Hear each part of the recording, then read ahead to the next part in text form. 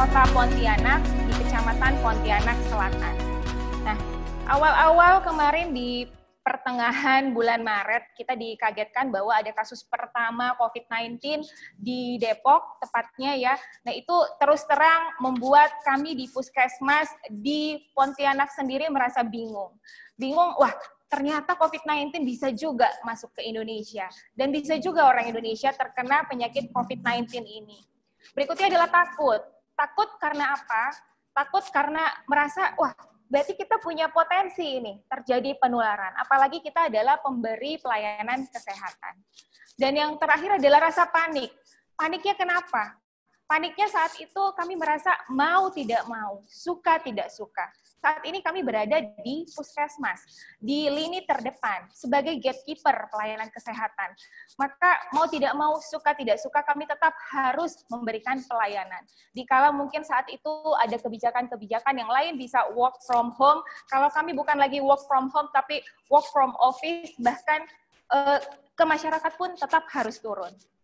Nah, sebelum saya membahas mengenai apa yang sudah diupayakan di Puskesmas Gang Sehat selama pandemi COVID-19 ini, sedikit saya review mengenai COVID-19 di Provinsi Kalimantan Barat, khususnya di Kota Pontianak. Ini Bapak Ibu, saya baru ambil ini tadi malam dari dashboard Dinkes Provinsi Kalimantan Barat, data terkini update COVID-19 kemarin tadi malam pukul 7.19.00 waktu Indonesia Barat.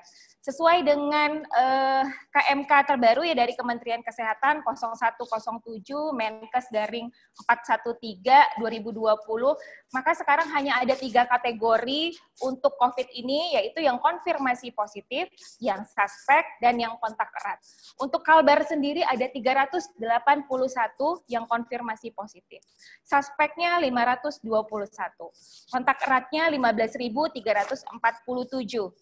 Di Kalimantan Barat, Bapak Ibu, selain Kota Pontianak ada 13 lagi kabupaten kota lainnya. Kalau dilihat di sini, zona Pontianak sendiri adalah zona hijau. Tidak ada yang zona merah di Kalimantan Barat, zona kuning, mohon maaf, Pontianak adalah zona kuning, resikonya adalah resiko rendah, dan beberapa kabupaten lainnya bahkan ada yang zona hijau atau tidak ada kasus. Nah, berikutnya ini kondisi di Kota Pontianak untuk COVID-19 ini diambil dari Pontif Center, juga tanggal 29 Juli. Ini yang positifnya ada 122 orang, yang suspeknya 213, yang kontak eratnya 865, yang tersebar di 6 kecamatan yang ada di Kota Pontianak. Lalu apa kabarnya ini untuk COVID-19 di wilayah kerja Puskesmas Gang Sehat? Jadi Bapak Ibu bisa kita lihat bahwa COVID-19 di Puskesmas Gang Sehat ini kita masih pakai kategori positif COVID, PDP, ODP, OTG, dan screening. Ini lonjakannya ada terjadi di bulan April.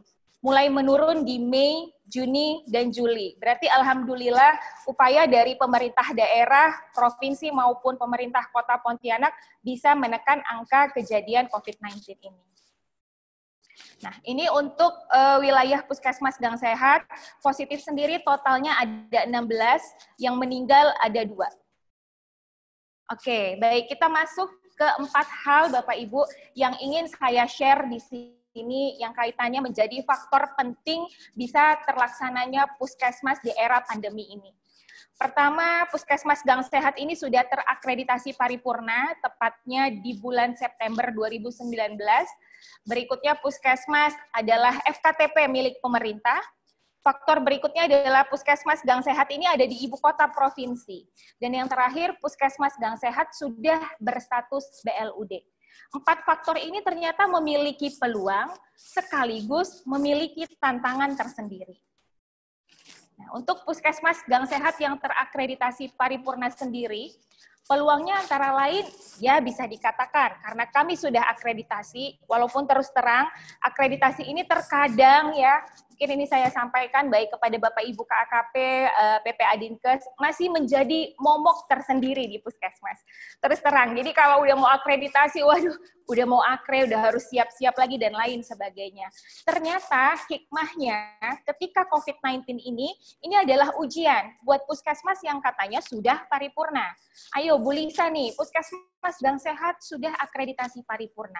Apa upayanya ketika terjadi pandemi COVID-19? Nah, maka di sini peluang-peluangnya adalah yang pertama SDM kami sudah tercukupi Bapak Ibu secara PMK 43 2019 untuk puskesmas perkotaan dengan pelayanan rawat jalan dengan ponet atau persalinan 24 jam. Tim PPI-nya yang responsif. Tim PTP-nya, perencanaan tingkat puskesmasnya juga yang sudah oke. Berikutnya Sarpras yang sudah memenuhi standar, anggaran yang mencukupi, serta akhirnya memiliki peluang-peluang untuk menciptakan inovasi baru seperti yang disampaikan oleh Dr. Cahyono maupun Bu Ning tadi. Bahwa kalau kami sudah akreditasi, roh akreditasi sudah ada di seluruh tenaga kesehatan di puskesmas, maka mereka bisa menjawab suatu kendala atau tantangan itu dengan menciptakan inovasi-inovasi baru, walaupun sifatnya sederhana. Nah, ini saya anggap sebagai peluang. Berikutnya tantangan sendiri ketika puskesmas kami sudah terakreditasi paripurna, tetap saja ini tidak menutup mata ada ketidaksiapan SDM karena kurangnya informasi ataupun pengetahuan yang cukup terkait COVID-19. Maklum, wabah baru terkadang menimbulkan ketakutan pada diri sendiri. Terus terang, ada staf saya yang memang usianya juga sudah masuk kategori pralansia, menjelang pensiun, punya penyakit komorbid, jadi takut mau masuk puskesmas. Bu, saya WFH aja ya, kalau boleh. Nah, seperti ini, hal-hal seperti ini ternyata menjadi tantangan. Karena kalau sebagian besar nanti staf saya seperti ini, otomatis SDM kami akan berkurang. Berikutnya muncul SOP yang bervariasi antar FKTP. Karena memang terus terang beberapa pedoman baku dari pusat sampai ke daerah itu belum ada ya. Nah, saat itu. Nah, kemudian pengadaan APD dan BHP medis lainnya yang terkait operator safety, patient safety menghadapi COVID ini terkendala karena faktor kelangkaan. Bahkan sempat kalau Bapak Ibu lihat slide saya, ini petugas kesehatan saya pernah menggunakan jas hujan. Ini akan kami kenang selamanya ini. Pakai jas hujan dulu deh, yang penting sebagai APD KW Super. Nah, berikutnya, nah ini yang agak berat sekali. Benar seperti yang sudah dipaparkan Dr. Cahyono, Ibu Ning, ketika ada COVID, maka terkesannya kuratif ini jadi didahulukan, sehingga upaya-upaya promotif preventif jadi terhambat. Nah, ini juga terlihat sebenarnya di semester pertama pencapaian 12 indikator SPM di puskesmas jadi terseok-seok, jadi mengalami kendala.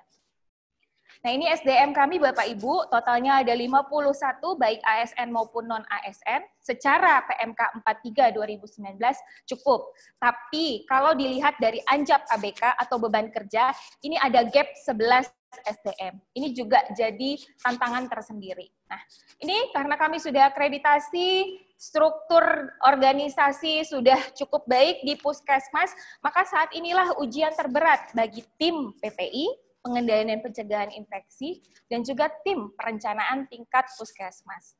Saya sebut mereka adalah tim Miracle 7. Jadi ada tim PTP 7 orang, dan juga ada tim PPI 7 orang. Mereka inilah yang benar-benar diuji di puskesmas untuk bisa benar-benar merupuskan strategi-strategi untuk tetap bisa memberikan pelayanan kuratif juga tanpa mengabaikan capaian-capaian indikator SPM. Nah, untuk dana sendiri, seperti saya sampaikan, masuk kategori mencukupi Bapak Ibu. Karena kami sudah BLUD, maka yang paling besar porsinya adalah 49% dari pendapatan BLUD. BLUD ini sumbernya dari kapitasi BPJS Kesehatan itu yang paling besar, non-kapitasi dari klaim persalinan, dari retribusi atau tarif pelayanan, dan pendapatan lainnya yang sah. Berikutnya yang cukup besar lagi adalah dana BOK atau DAK non-fisik. Dan yang terakhir, dana APBD. Nah, di dana BOK ketika terjadi pandemi COVID-19 ini, maka kami dibolehkan untuk menggeser beberapa rekening, kode rekening untuk dialihkan ke pembelian BHP medis guna mensupport pelayanan COVID. Nah, ini seperti Bu Ning sampaikan, kami nggak bisa berdiri sendiri, Bapak Ibu di puskesmas. Mau tidak mau harus menggandeng jaringan dan jejaring. Alhamdulillah, karena kemarin kita punya kerjasama yang solid ya, baik itu dengan jaringan maupun dengan jejaring. Jadi selama beberapa bulan terakhir komunikasi tetap intens via WA atau WhatsApp group, terutama dengan pihak-pihak sekolah yang saat ini galau segalau-galaunya seperti kita juga, karena terus terang Kota Pontianak sampai dengan saat ini juga belum menerapkan sekolah langsung face to face. Jadi masih sekolah dari rumah ataupun virtual school.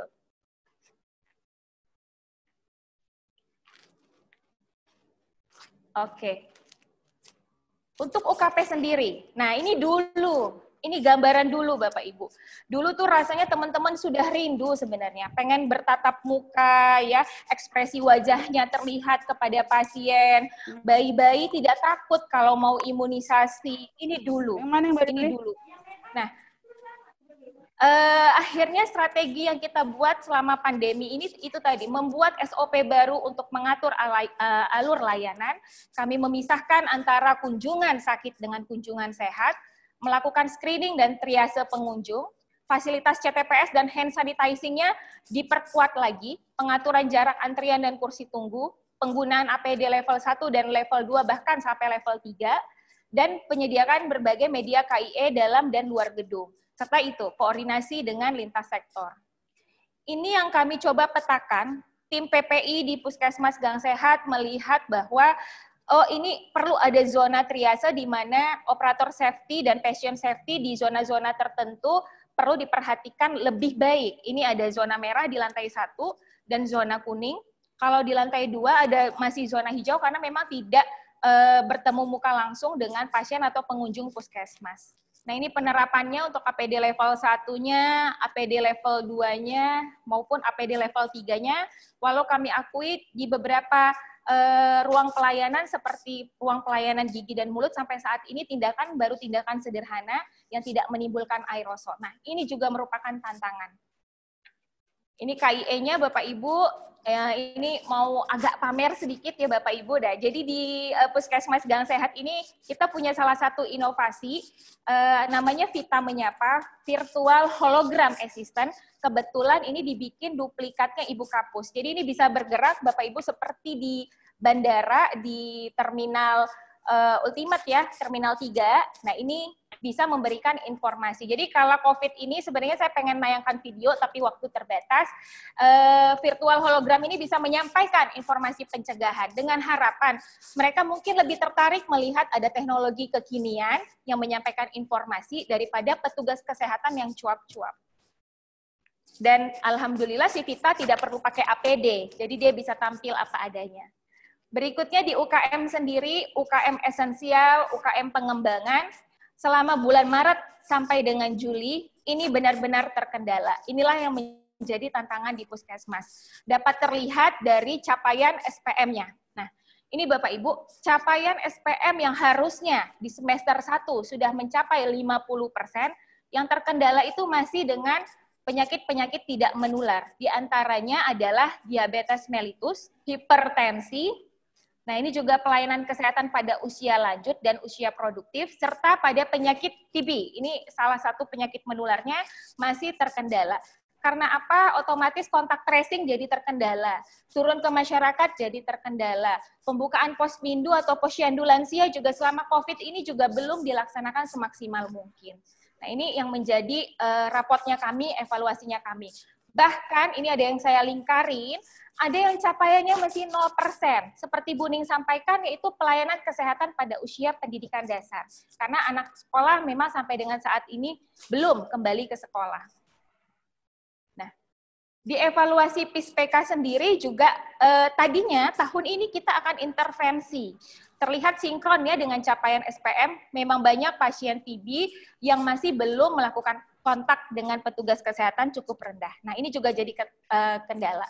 Baik, berikutnya adalah menciptakan peluang inovasi. Tadinya Puskesmas kami memiliki sekodi inovasi, ada 20 inovasi. Ini saya tempel di dinding Puskesmas agar semua staf selalu tahu, pengunjung juga bisa melihat apa saja yang sudah dilakukan oleh Puskesmas. Nah, namun ketika pandemi COVID ini muncul 3 inovasi baru Bapak Ibu. Saya sebenarnya agak merinding lihat teman-teman saya, semangat sekali gitu. Apakah karena memang rohnya akreditasi masih cukup kuat dengan mereka ya. Jadi di sini inovasi yang pertama adalah mengkombinasikan antara Bu Darti ini buku saku darah tinggi, dengan Amanda Sehat, aplikasi pemantauan tekanan darah dan gula darah Puskesmas Gang Sehat. Di sini ada buku yang diberikan kepada penderita hipertensi, karena tadi capaian hipertensi kami ini rendah, jadi ada masalah maka muncul inovasi baru. Ini bisa diisi oleh mereka, ini dengan kategorinya. Jadi di gambar yang ketiga paling kanan, di sini ada catatan, segera ke fasilitas kesehatan kalau ketika mereka memasukkan tekanan darah tinggi mereka menunjukkan warna merah. Nah, ini tapi dengan catatan wajib memiliki alat pengukur tekanan darah. Maka kekurangannya adalah ketika penderita hipertensi tidak memiliki tensimeter, maka sulit untuk aplikasi dari inovasi ini. Berikutnya adalah sol sepatu. Sol sepatu ini kepanjangannya screening online murid sekolah pakai kartu.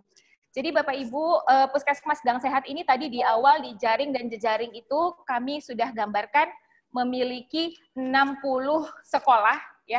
Otomatis kemarin ada pemeriksaan berkala di murid-murid sekolah, ini terkendala, maka kami buatkan kartu khusus yang bisa diisi mandiri oleh orang tua ataupun murid itu sendiri, yang isinya tinggi badan, berat badan, gangguan refraksi, dan lain sebagainya. Nah, ini harapannya bisa membantu untuk screening awal masalah kesehatan di anak usia sekolah. Dan yang terakhir ini ada inovasinya namanya Wak Janji. Nah, kalau di awal terus terang imunisasi kami stop Bapak Ibu. ANC kami stop. Akhirnya capaian K4 terkendala, capaian imunisasi dasar lengkap juga terkendala. Kita akhirnya rubah sistem, kita buat, kita pisahkan, kita jadwalkan khusus bagi yang ingin imunisasi maupun yang ingin memeriksakan kehamilannya. Dan ini kita pakai WA, jadi ini namanya Wak Janji. Oke, baik. Faktor berikutnya, Puskesmas adalah KTP milik pemerintah, Bapak Ibu. Ya, akhirnya kami punya, nah, peluangnya adalah, karena punya pemerintah, beda dengan fasilitas kesehatan milik swasta, maka pemerintah tidak lepas tangan, tidak lepas tanggung jawab. Berbagai pedoman muncul terus-menerus, baik dari Kemenkes maupun dari Dinas Kesehatan Provinsi, kabupaten, kota. Nah, ini kadang-kadang melihat yang swasta kasihan, karena terus terang selama pandemi COVID di Kota Pontianak ada satu rumah sakit swasta akhirnya tidak beroperasi sama sekali, tutup operasionalnya karena itu tadi, ketidaksiapannya untuk menghadapi COVID ini. Tapi alhamdulillahnya Puskesmas tidak ada yang tutup di Kota Pontianak. Berikutnya, dropping APD baik dari pusat, provinsi, ya, ini maupun dari sukarelawan, ini luar biasa, cukup mudah didapat oleh Puskesmas. Nah, support system dari berbagai kelembagaan juga didapat oleh Puskesmas. Nah, tantangannya sendiri apa ini Bapak Ibu? Ketika Puskesmas ini sebagai fasilitas kesehatan tingkat pertama milik pemerintah, otomatis masyarakat itu menuntutnya banyak sekali. Yang pertama dituntut Puskesmas itu untuk bisa melakukan bahkan perawatan ataupun isolasi ODP, PDP, ataupun konfirmasi positif. Namun sayangnya secara sarana prasarana untuk itu tidak didukung di Puskesmas. Dan memang Puskesmas arahnya bukan ke sana gitu. Namun masyarakat tetap bisa menuntut ini. Bahkan pemeriksaan rapid test yang sifatnya komersil, pelaku perjalanan dan lain sebagainya mereka ingin bisa dilakukan Puskesmas. Namun sayangnya sampai dengan hari ini perda tarif untuk rapid test di Kota Pontianak belum ada, sehingga kami tidak bisa menyelenggarakan rapid test yang sifatnya komersil.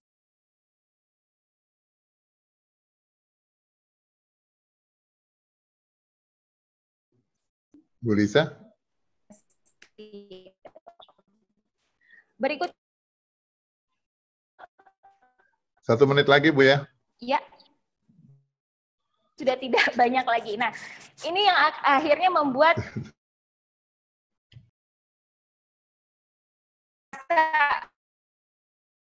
harus siap stamina yang luar biasa. Bahkan sempat 4 orang nakes saya itu reaktif ketika dilakukan rapid test, tapi alhamdulillah hasil swabnya negatif. Oke, baik. Nah, ini pedoman-pedomannya. Nah, berikutnya karena Puskesmas Gang Sehat terletak di ibu kota provinsi, nah, akses untuk mendapatkan informasinya juga lebih mudah. Ketersediaan BHP ketika kabupaten yang jaraknya jauh dari ibu kota, apalagi terkendala dengan ekspedisi dan lain sebagainya, itu lebih sulit mendapatkannya, maka kami akan lebih mudah. Peluang berikutnya karena kami dijadikan percontohan bagi kabupaten kotanya, karena kami ada di ibu kota provinsi, mau tidak mau kami harus diperkuat untuk bisa memberikan satu model, menjadi role model bagi kabupaten kota lainnya di Kalimantan Barat. Oke, tantangannya tetap ada, karena di ibu kota provinsi akses masyarakatnya luar biasa tinggi.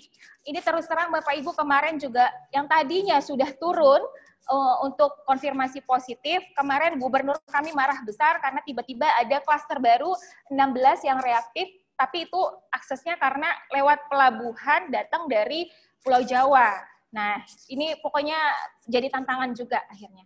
Berikutnya karena keberagaman masyarakat, muncullah berbagai macam perilaku, sehingga perubahan perilakunya pun amat sulit. Dan stigma negatif di masyarakat masih cukup besar, jadi ketidakjujuran masyarakat itu masih tinggi kepada petugas kesehatan.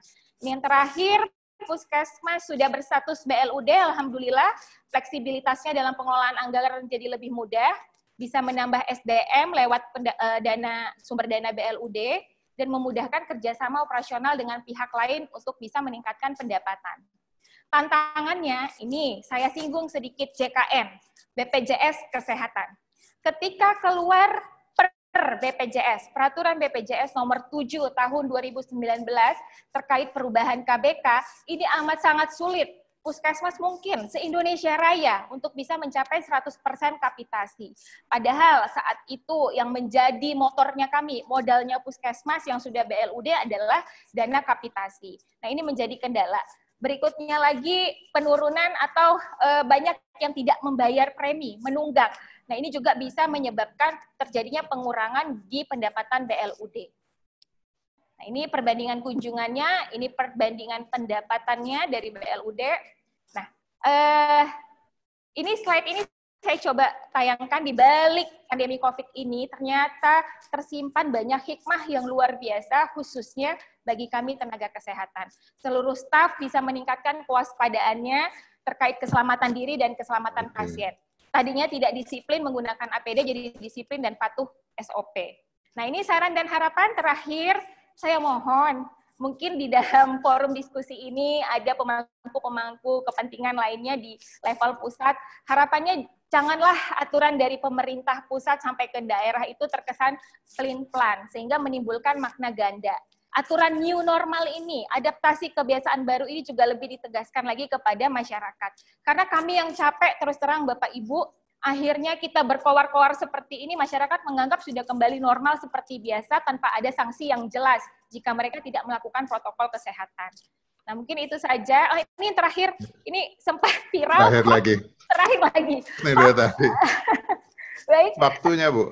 Baik, Pak Untung. Ini katanya petugas kesehatan tuh banyak dapat duitnya. Tapi terus terang, sampai dengan hari ini pun, sampai kita melakukan diskusi virtual ini pun, tidak ada Rp1 pun yang dikatakan insentif nakes yang masuk ke rekening kami. Sehingga kadang muncul ketidakpercayaan dari masyarakat kepada petugas kesehatan. Oke, benar-benar terakhir slide-nya Pak Untung. Baik, demikianlah yang saya dapat sampaikan sharingnya. Terakhir saya tutup pantun, Pak Untung, ada 2 pantun saya. Jalan-jalan ke Sungai Kapuas, ditemani kopi sungguhlah enak. Jika Bapak dan Ibu masih belum puas, saya tunggu kedatangannya di Pontianak. Di pasar pagi berkumpul banyak orang. Gunakan masker, tolong diingatkan. Kalaulah materi ini masih dirasa kurang, beribu maaf saya haturkan. Wabillahi taufiq wal hidayah. Assalamualaikum warahmatullahi wabarakatuh.